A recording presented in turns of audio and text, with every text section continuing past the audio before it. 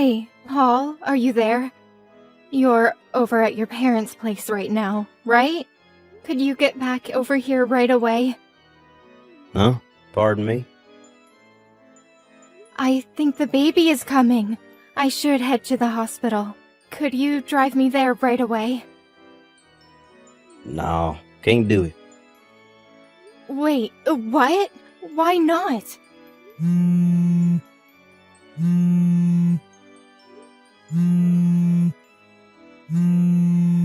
Would you just stop? I said no, for God's sakes. Why do you just hang up? I said the baby is coming. I'm having contractions. Stop bothering me. I'm not going to no hospital. How could you say that, Paul? Do you realize what this means? If I don't go to the hospital right now, the baby will be in danger. Just call a darn taxi. You can use your phone still, right? Call a cab? Are you serious? It's your child that's about to be born. How could you even say that? Why are you being so cold? I can't do this alone. Paul, I need someone by my side.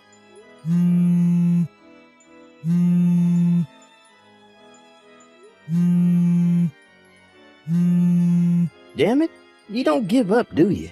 I'm too busy to deal with you right now. Don't tell me that Kathy is also having contractions. I remember her delivery date was about the same time as mine. I realize you're worried about your younger sister, but I'm in the same situation here, and you're my husband. Why do you ignore me and give priority to your younger sister? She's got her husband to look after her, doesn't she? Get your mom and dad to help out and work something out, would you? You don't all have to be over there. I mean, use common sense, Paul. This is nuts. I said no way. Call a cab. Paul, you stole my purse, didn't you? Huh? What now? I was getting ready to go to the hospital by cab and checked my bag, and my purse was nowhere to be found. Oh, yeah. I was on my way to take Kathy to the hospital, and I realized I didn't have any money for a cab. So you took my money? Are you serious? Now, how the heck am I supposed to get to the hospital? Get this through your thick skull, Trish. I'm not going to the hospital for you.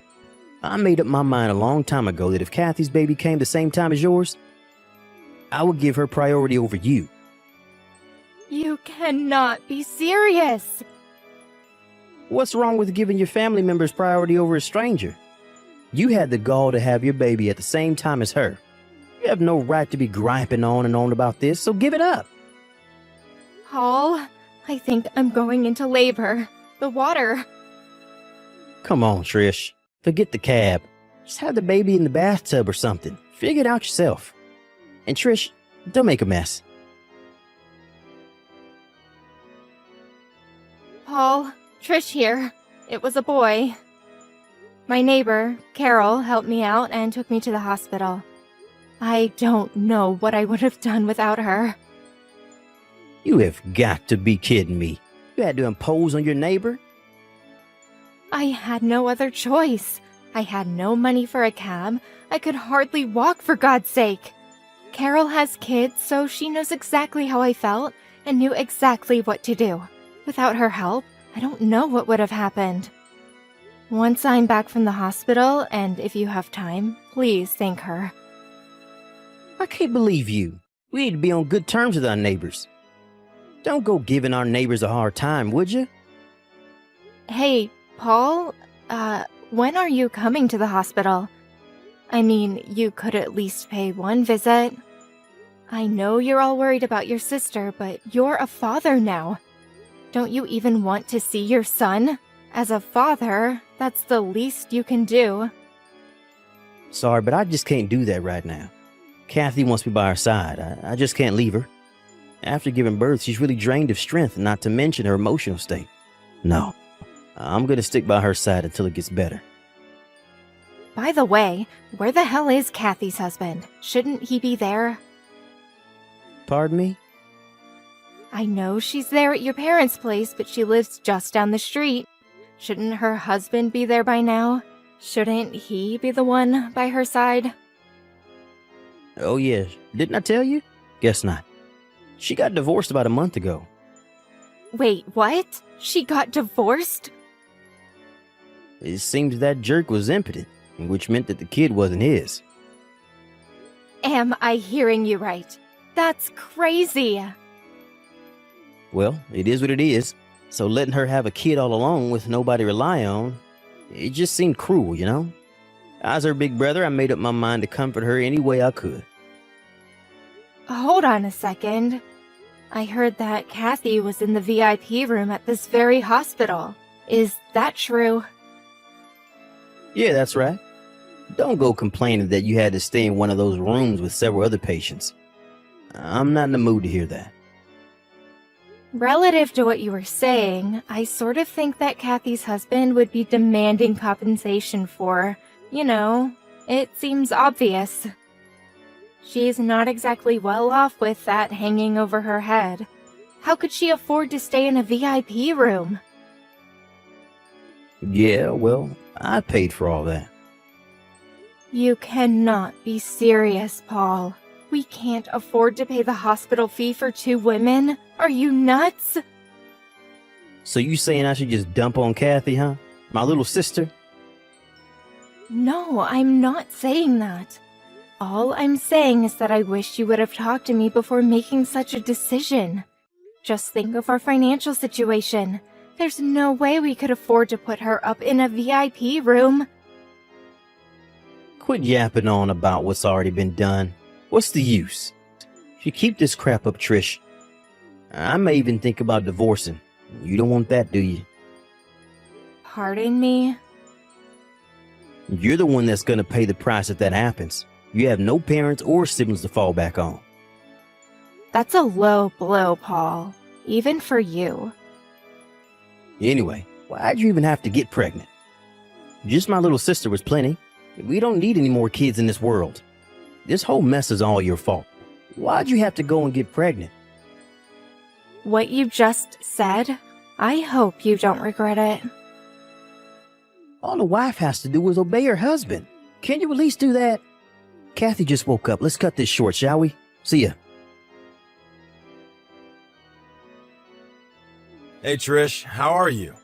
Congratulations. Thanks for giving us a grandson. Dad! Wow! It's been so long. How have you been? Yeah, not bad. Sorry to contact you out of the blue like this. I got your line ID from your friend Carol, your neighbor. Nice girl, by the way. Yeah, she's great. She told me all about it. She's the one that got in contact with you, right? Yes, that's right. It was by pure chance that I was told about your situation. Chance? You talked to Carol about me before, right? Come to think of it, I did mention you when we were talking about family. You know, with the baby coming and all. Well, she remembered my name and it apparently rang a bell, so she checked me out. And it turned out that I was the president of the company she was working for. She couldn't believe it at first, but she verified the family ties and got in contact with me through the company intranet system. Whoa, wait, back up. You're the president of a company now? Yes, but it's only happened about 2 weeks ago. I'm really sorry I didn't contact you for so long. As you know, Mom and I divorced some time back. Fortunately, it was amicable. The main reason we got supported was basically because we were both workaholics, lol. After the divorce, I went overseas on business for almost 3 months, and we sort of lost touch. I didn't know she passed away until Carol told me about it. I felt terrible. I see. I had no idea. I really wish I was here. Maybe I should have stayed married to her, just separated. You don't have to feel guilt over that. Mom knew how busy you were, and how much your work meant to you. Knowing Mom, that's probably why she didn't contact you. She's always sent me financial support through the years and insisted that I give you enough breathing space, so you can work to your heart's desire. That's heartening to hear. Thanks for that, Trish. By the way, your husband, Paul, was it? Huh? Yeah, that's right. What do you plan on doing going forward? Do? What do you mean? I heard the whole situation from Carol, so you don't need to hold anything back. Tell me how you honestly feel. Right. I suppose I'm leaning toward divorce. He gives his younger sister priority over me and the verbal abuse that I get. To be honest, I worry about our future together. Fortunately, I plan to return to work once I'm back on my feet. My company is pretty understanding when it comes to maternity leave. When I think about that, divorce seems the better option. Okay, I understand. Then why don't we do this? Give me a bit of time to verify a few things. Verify a few things? Like what? When do you get released from the hospital? Well, if all goes well, I should be out of here by next Wednesday. Alright then. I'll contact you by then and we can work things out. Be patient, okay? Not sure what you're up to, Dad, but yeah, okay. Hey, Trish, are you there? Is that true about your dad? Is this some kind of joke? You never told me he was the president of that major corporation. Why didn't you mention this before we got married? How could you leave out such an important piece of information? Are you totally daft, Trish? He contacted me just last week. It was the first time I heard he was the president of that company. I had no idea. He was working overseas for the past 3 months and just returned last week, and was promoted to president on his return.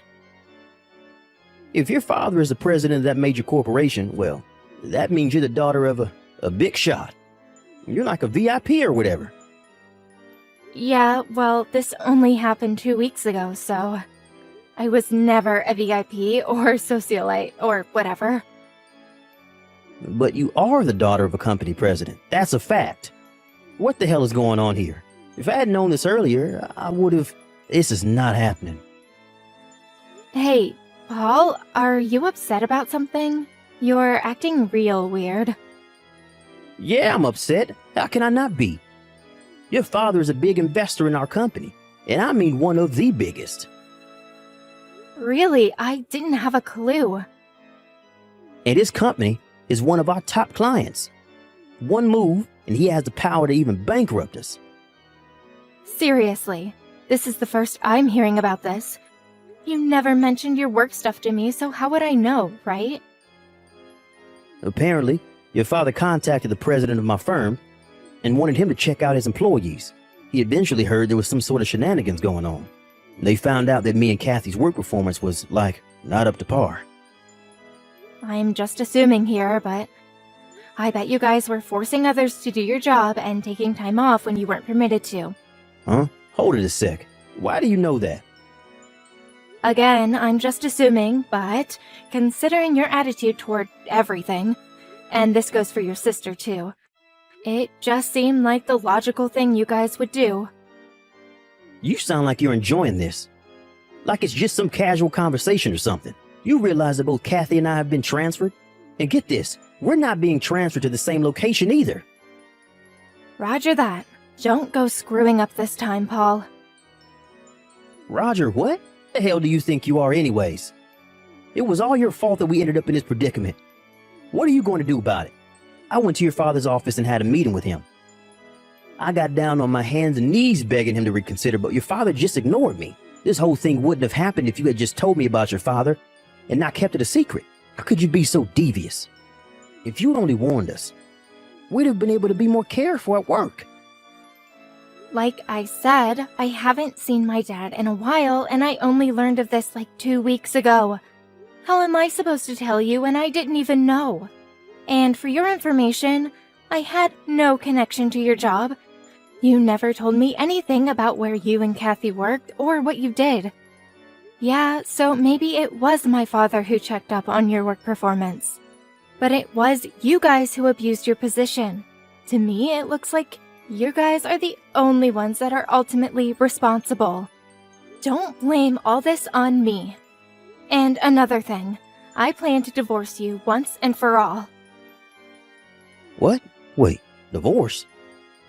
My father introduced me to a lawyer, so he'll probably be paying you a visit sometime soon.